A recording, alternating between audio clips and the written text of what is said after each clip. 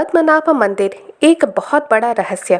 भारत का सबसे अमीर मंदिर है पद्मनाभ मंदिर है, लेकिन भक्तों के चढ़ावे की वजह से नहीं बल्कि अपने खजाने के वजह से ही पद्मनाभ मंदिर इतना ज़्यादा अमीर है। क्योंकि जब 2011 में पद्मनाभ मंदिर के एक तहखाने को छोड़कर बाकी सारे तहखाने खोले गए थे, तब वहां से लगभग 1 लाख करोड़ से भी ज़्यादा की संपत्ति निकली थी और उनमें सोने के कई सारे मुकुट, सोने की जंजीरें, सोने और चांदी के कई सारे बर्तन और इसके साथ हीरे जवाहरात ऐसे काफ़ी कुछ निकला था जिसे भारत सरकार ने अपने हाथ में लिया था। लेकिन उस खजाने पर से पर्दा उठाने वालों की अचानक से मौत हो जाती है।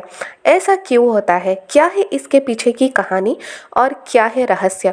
तो चलिए दोस्तों, शुरू करते हैं आज का ये वीडियो और जानते हैं क्यों अचानक से मौत हो जाती है जो लोग भी खजाने को खोलना चाहते हैं। चलिए शुरू करते हैं आज का ये वीडियो और जानते हैं क्या है इसके पीछे की कहानी और क्या है रहस्य। क्यों उन लोगों की अचानक से मौत हो जाती है जो भी पद्मनाभ मंदिर के खजाने तक पहुंचने की कोशिश करते हैं। लेकिन वीडियो में आगे बढ़ने से पहले अगर अभी तक आपने मेरे चैनल को सब्सक्राइब नहीं किया है तो प्लीज़ सब्सक्राइब कर ले। इसके साथ ही वीडियो को अभी से लाइक भी कर दें। दोस्तों, पद्मनाभ मंदिर में कई सारे तहखाने हैं और माना जाता है कि उन तहखानों में जो भी खजाना छिपाया गया था वो सब कुछ त्रावणकोर महाराजाओं का था।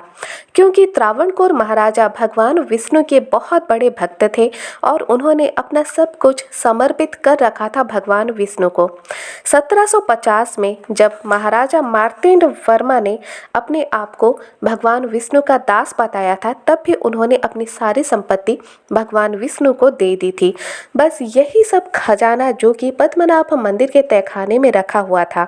2011 में एक याचिका जाती है सुप्रीम कोर्ट को पद्मनाभ मंदिर के खजाने को खोलने के लिए, जो कि ABCDEF के तहखानों के रूप में मानी जाती है और सुप्रीम कोर्ट ने भी ये तय किया कि उसी के देख रेख में खजाना खोला जाएगा। तो याचिका दायर हुई और सुप्रीम कोर्ट ने जब फैसला सुनाया उसके बाद खजाने को खोलने की प्रक्रिया शुरू हुई। जब खजाना खोला गया तब कई सारे तहखाने खोले गए, बस एक तहखाने को छोड़कर।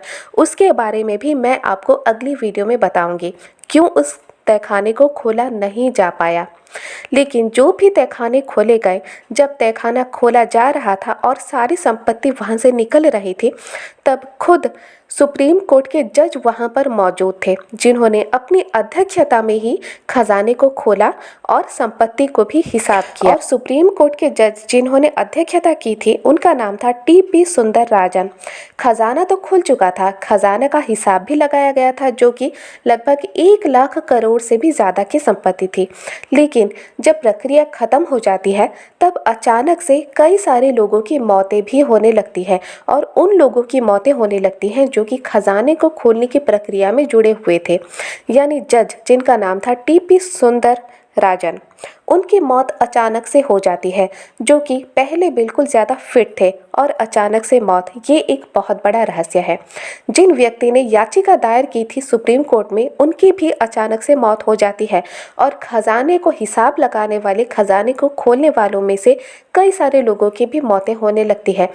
ये सब अचानक से होता है जिसके बारे में लोग बहुत ज़्यादा बातें करने लगते हैं और लोगों को यही लगता है कि खजाना खोलने की वजह से ही ये सारी मौतें हो रही है। हो सकता है ये सच भी हो सकता है कि ना हो सकता है कि ये एक वहम भी हो लोगों का। लेकिन सच बात तो ये है कि खजाना खुलते ही ये सारी मौतें अचानक से क्यों हुई, ये एक बहुत बड़ा रहस्य है। ऐसा नहीं है कि 2011 में ही पहली बार पद्मनाभ मंदिर के खजाने को खोलने की कोशिश की गई थी। उससे पहले भी कई बार ये कोशिश की गई लेकिन नाकामी मिली। 1908 और 1931 में भी 2 बार खजाने तक पहुंचने की बहुत ज़्यादा कोशिश की गई, लेकिन जो भी लोग खजाने को खोलने की कोशिश करते अचानक से वहां पर हजारों की संख्या में नाग आ जाते और उन्हें घेर लेते।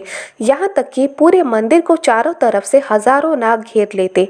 अचानक से वो नाग आखिर आते कहाँ से थे, ये एक बहुत बड़ा रहस्य है जो कि आज तक किसी को नहीं समझ में आया।